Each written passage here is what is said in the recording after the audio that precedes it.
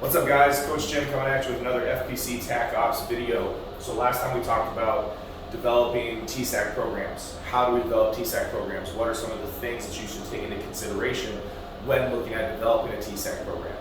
One of the things we touched on, one of the most important things that we touched on was GPP. So today we're going to take a little bit closer look at building GPP, how we build it, why it's important, all that kind of stuff. And we're just going to roll with this and see how long it takes. When it's done, we're good to go. So first off, what does GPP stand for? It stands for General Physical Preparedness, which is essentially your capacity to do work. Whether it's an aerobic sense, an anaerobic sense, a non-cardio type way, just your capacity to perform work in any given very broad strokes, obtuse sort of manner. This is very different than SPP, which is specific physical preparedness, which we talked about last time a little bit. So again, we'll draw this pyramid. So we have the base of the pyramid here. This is going to be a very short, narrow pyramid.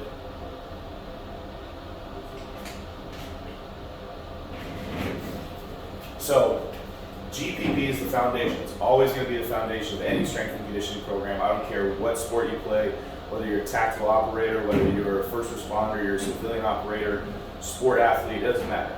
GPP is always going to be the base. And as we approach the peak of our performance pyramid, I love alliterations. As we approach the peak of our performance pyramid, we start getting into specific physical preparedness. So our SPP. So again, SPP is always going to be like your sport-specific tasks or your job-specific tasks, which in the case of like tactical operators is going to be like your capacity or your ability to utilize and operate a firearm or a radio or something like that. Or if you're a firefighter, your ability to move while in full kit or in full gear with an oxygen tank and a mask on. So very different than SPP is GPP. So again, we talked about this last time, but one of the ways that you can think about GPP is your gas tank, right? So your gas tank fuels the engine, right? So this is, again, your capacity to perform work, how much fuel you have in your tank. The bigger your tank, the longer you're able to go. We use SPP, so again, specific or special physical preparedness, depending on how you define it, as the engine, right? So, and as the transmission, the wheels, all the bells and whistles on the vehicle. The GPP is always going to be our gas tank, right? So why is GPP important? Again, it's your capacity to do work. The more work you can do at any given time, the more efficient and effective you're going to be as an operator or as a civilian first responder. It also impacts your ability to recover. Now this is huge, especially in the tactical population. The tactical population, in situations where you're going hard all the time, whether it's doing extensive or intensive PT, or you're on deployment, or you're doing live fires, or whatever it is that you may be doing, most of the time you're probably not getting the opportunity to adequately recover from the stimulus or from the stress that you're being placed under. So if we can improve your GPP, if we can build your GPP, if we can increase the size of your gas tank, right, that's going to allow you to recover more quickly or quicker, whichever way you want to put it, between training sessions, right? If we're looking at things from like a powerlifting or a sports performance perspective, it's the same idea, right? If as a powerlifter my GPP is very high, my ability to recover between training sessions, so between let's say a squat session on Monday and a bench session on Saturday, even though there's 5 days in between those things, if my GPP is higher, I'm going to be able to recover faster, I'm going to incur less soreness, less trauma, less fatigue, and I'm going to see training adaptations occur at a much higher rate. So on that note, GPP drives general adaptation. What I mean by that is just your general sense of health, well-being, and fitness, right? So your adaptation to stimulus and stress that you're placing your body under, having a higher level of GPP is going to drive a deeper and greater sense of general adaptation. It's going to make you a stronger, more well-rounded individual in general. It's going to make you more valuable to, let's say, the tactical operator setting or the civilian operator setting.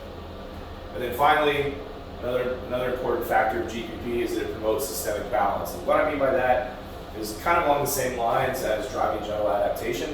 But a lot of times what happens, especially dealing with male clients or male operators or male soldiers, is that we focus so much on strength and speed and power, we get very lopsided, right? So again, I'm a power lifter. I don't care about my cardiovascular capacity. I really should, but I don't, right? So that's one of my weaknesses. And so if I were to drive up my GPP, I would have one less weakness, and I'd be a more well-rounded athlete. Now, if we're talking about things from a tactical perspective, you have to be able to operate from a general sense. You have to have general conditioning. You have to have a general sense of fitness to your performance. You can be a strong operator. You can be a Green Beret, you can be jacked up, you can be a fireman, you can be jacked up, you can be a police officer jacked up, whatever you want to be. You can be strong as you want to be, you can be as fast as you want to be, but if you're not able to perform your job to the fullest extent of its requirement, okay, if you don't have the capacity, especially like the aerobic or the anaerobic capacity to perform work over an extended period of time, you're going to be a liability and you will not be an asset to your team or to your job. Okay, so moving forward, GPP should be maintained during all phases, especially of TSAC training, and should always be a priority. Now, what I mean by that is that during any training phase, so it depends on how you break down your training. If you utilize a block periodization style with accumulation, transmutation, realization, where you're peaking for a specific event, or if you're using a conjugate style of periodization where you're training different modalities all at the same time concurrently.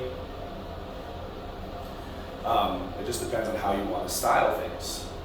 Okay, however, regardless of what phase you're in, whether you're in a strength block or a power block or a peaking block or whatever it is that you're doing, you should always maintain your GPP for the reasons that we talked about up here. Again, it improves your capacity to do work. The more work that you can do, the more weight you're going to be able to lift, the more you're going to be able to operate, interact, affect change, all that kind of stuff. The more likely, the more able you are to recover, speaks for itself. The more able you are to recover from your workouts, from your training sessions, whether that's strength training, whether that's tactical training, whether that's live fire, whether it's on-the-job tasks, whatever it may be. Okay, your ability to recover more quickly is going to be very important.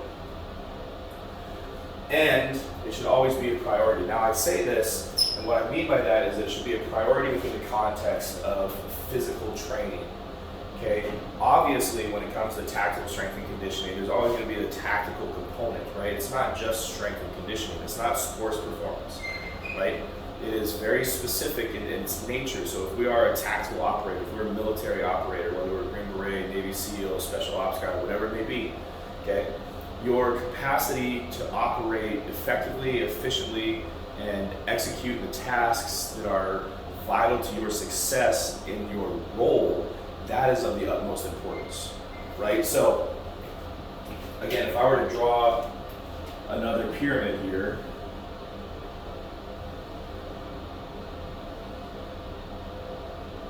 and this could probably go either way.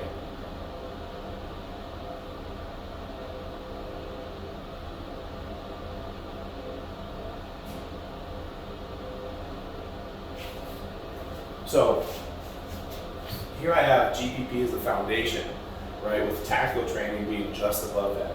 Now this could probably be swapped and you can make an argument for that just as well, right? If you're a tactical operator, your capacity to operate in a tactical sense is going to be the most important aspect of your job, right? If you're a soldier and you don't know how to operate a weapon, well, it doesn't matter how good of shape you're in, you're not going to be an effective soldier, right? So you can very easily swap these two and still have it make sense. This is just the way that I look at it, because GPP should always be maintained, tactical training should always be maintained. So, I mean, really, if I were to draw this in a different way, you could almost look at it like this. You can have your foundation here, you can have GPP and your tactical as your base, and then everything else as the peak of your pyramid. Okay? So it really just depends on where you as the individual or you as the coach want to place the value or place the most value. You want to put it in GPP and have a good solid foundation of work capacity, fantastic. The more in shape you are, the more likely you'll be able to perform at a high level with your tactical sense. If you want to put tactical acumen, tactical capacity as the foundation, then build your GPP based off the demands of your tactical demands, then great. Okay, so do however you want to do it. It just needs to make sense. There's no real, in my opinion, there's no real one right or wrong way. It's just a way that makes the most sense within the context of which you're operating. So how do we build GPP? Very simple. We just do work, right? work can come in a lot of different ways. It can look a lot of different ways. Okay, so we just do general conditioning. Okay, so if we're looking at like the military, a lot of times we see guys going on rucks or runs. Okay, that's a very easy way to build GPP. Now, when you start looking at developing GPP from an aerobic sense, you do have to be careful that you're not exposing the body to overuse, right? Especially if we're rucking or if we're running with kit or a plate carrier or a full rucksack or something like that, because we start incurring injuries, overuse injuries from overexposure to stimulus and trauma and stress, especially if we are not prepared to handle those demands, right? So I don't want to take a soldier who's fresh out of boot camp, who weighs 155 pounds soaking wet, throw 80 pounds of ruck on him and say, go run 6 miles, because he's not going to be prepared for that, right? So you have to periodize and progress your way into GPP, especially if you're looking at it from a general conditioning sense, especially if you're looking at it from an aerobic sense. Another way of doing it, another fantastic way that I really love is circuit training or high intensity interval training. I'm not so much a HIIT guy. I really like circuit training. I think it's very valuable. I think it keeps your heart rate elevated in such a way to really drive some aerobic adaptation. It also helps develop and integrate motor skills, motor patterns, helps develop some strength. You're probably not lifting enough weight if you're doing circuit training to like really develop like maximal strength necessarily, but maybe like some relative strength or some sub-maximal strength you're developing, as well as like some hypertrophy, some connective tissue health, all that kind of stuff. And this can look a bunch of different ways. Circuit training can be body weight. It can be kettlebells. You can use med balls. You can jump rope. You can use dumbbells, barbells. There's a ton of different ways. Again, there's no one right or wrong way to do any of this. Okay, there might be wrong ways to do it, but there's no one right way to do it, in my opinion. It's just what makes the most sense, again, within the context of your situation and your parameters. One thing that I think is severely underutilized and undervalued is just walking. Okay, especially so Stan Efferding talks a lot about taking 10-minute walks. Mark Bell talks a lot about taking 10-minute walks. I love a good 10-minute walk, right? I don't know where the magic number of 10 minutes came from, whether it was just like a shot in the dark or like, hey, this sounds like a good amount of time or what. But taking 2 to 3 10-minute walks a day is a great way to build a very easy, low impact way to build some decent, not fantastic, not stellar, but some decent aerobic capacity and some general physical preparedness, right? 2 ways that are very specific to the conjugate method, in my opinion, are dynamic effort and then using sleds or the belt squat. Okay, for anybody who's ever run a true dynamic effort way, really done like a dynamic effort workout, like a 12x2, 10x2, 8x2, or a 5x5, especially against bands, like especially if you are running a true dynamic effort session and you're going every 30 or 45 seconds, your heart rate is going to peak, it's going to spike, and you're going to get in shape. Okay, so if you can combine, especially if you can combine these 2 things, if you can combine dynamic effort and circuit training or HIIT, you're gonna get in great shape.